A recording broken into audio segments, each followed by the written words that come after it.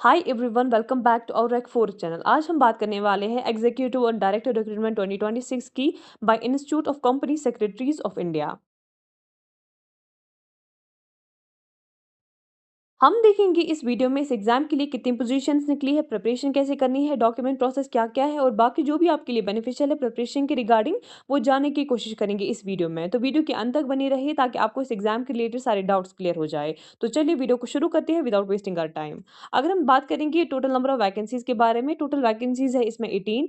जो maximum monthly पे है वो है 2.9 लाख रुपीस और ये किस इंस्टीट्यूशन के लिए है? For ICSI institution. अगर हम बात करेंगे डिटेल वैकेंसी ब्रेकडाउन के बारे में, जो डायरेक्टर पोस्ट है वो ग्रुप ए पोस्ट है, वैकेंसी है टोटल 2 और पे स्केल है इसमें 1,23,100 से लेकर 2,09,200 तक। अगर हम जॉइंट डायरेक्टर की बात करेंगे, इसमें लेवल है ग्रुप ए, वैकेंसीज है टोटल 4 और पे स्केल है 78,800 से लेकर 2,09,200 तक। अगर हम एग्जीक्यूटिव की बात करेंगे, इसमें लेवल है ग्रुप बी, वैकेंसीज है टोटल 12 और पे स्केल है 47,600 से लेकर 1,51,100 तक। अगर हम एलिजिबिलिटी क्राइटेरिया की बात करेंगे, इसमें एजुकेशनल प्रोफाइल होनी चाहिए फॉर ग्रेजुएट्स और इंजीनियरिंग के लिए और पोस्ट ग्रेजुएट्स के लिए और प्रोफेशनल क्वालिफिकेशंस होनी चाहिए। अगर अगर हम ग्रेजुएट्स और इंजीनियर की बात करेंगे, इसमें रिलेवेंट डिग्री होनी चाहिए फॉर टेक्निकल और एडमिन रोल्स के लिए। पोस्ट ग्रेजुएट्स की बात करेंगे, इसमें प्रेफर है फॉर जॉइंट डायरेक्टर और बाकी सबके लिए। अगर हम प्रोफेशनल क्वालिफिकेशंस की बात करेंगे, इसमें आपका होना चाहिए सीएस, सीए, सीएमए और एलएलबी हाईली प्रेफर्ड है इसके लिए। अगर हम एक्सपीरियंस रिक्वायरमेंट की बात करेंगे, आपके लिए जो डायरेक्टर के लिए जो जॉब है, वो उसके लिए एक्सपीरियंस होना चाहिए minimum 15 years of post qualification experience in relevant area. अगर हम जॉइंट डायरेक्टर की बात करेंगे, इसमें मिनिमम 10 इयर्स ऑफ एक्सपीरियंस होना चाहिए इन कॉर्पोरेट गवर्नेंस और एडमिन। अगर हम एग्जीक्यूटिव की बात करेंगे, इसमें 1 to 3 years of dynamic experience होना चाहिए फॉर ग्रुप बी। और अगर हम देखेंगे जो जॉब रोल हो रहेगा फॉर डायरेक्टर लेवल, इसमें रहेगी एक तो स्ट्रैटेजिक प्लानिंग, रेगुलेटरी अफेयर्स और डिपार्टमेंट लीडरशिप। अगर हम स्ट्रैटेजिक प्लानिंग की बात करेंगे, आपको पॉलिसी फॉर्मुलेशन करनी है इंस्टीट्यूशन डेवलपमेंट के लिए।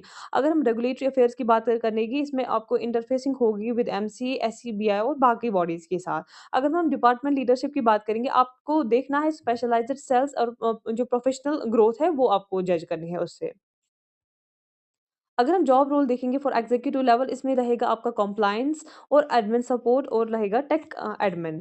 अगर हम कंप्लायंस की बात करेंगे, आपको असिस्ट करना है सेक्रेटेरियल ऑडिट्स और मॉनिटर करनी है रेगुलरिटी और एडहेरेंस फॉर द इंस्टीट्यूट। अगर हम एडमिन की बात करेंगे, आपको मैनेज करनी है सेक्रेटरीट फंक्शंस और सपोर्ट करना है बोर्ड लेवल डॉक्यूमेंटेशन। अगर हम टेक एडमिन की बात करेंगे, आपको इंजीनियरिंग कैंडिडेट्स को मैनेज करना है फॉर स्पेशलाइज्ड सिस्टम और डिजिटल ट्रांसफॉर्मेशन प्रोजेक्ट्स के लिए।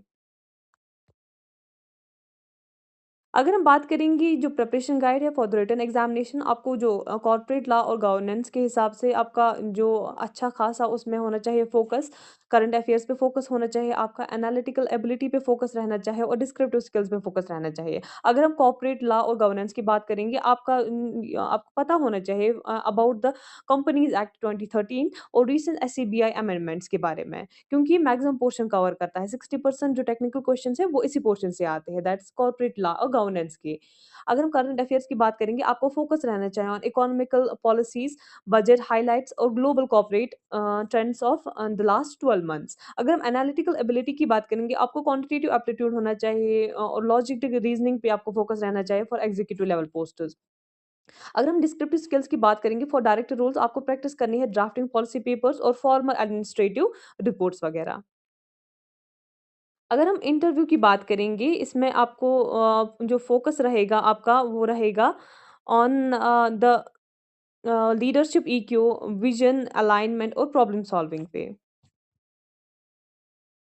अब हम देखेंगे जो सिलेक्शन और वेटेज मैट्रिक्स है वो क्या रहेगा। अगर हम रिटन एग्ज़ाम की बात करें कि इसमें सीबीटी एग्ज़ाम पैटर्न होगा, उसकी जो वेटेज रहेगी वो रहेगी 70%। अगर हम देखेंगे इंटरव्यू फ़ेज़ की वेटेज वो है 30% और एक्सपीरियंस अगर आपका अच्छा होगा तो उससे भी आपका जो स्कोर है वो इंक्रीज़ होता है।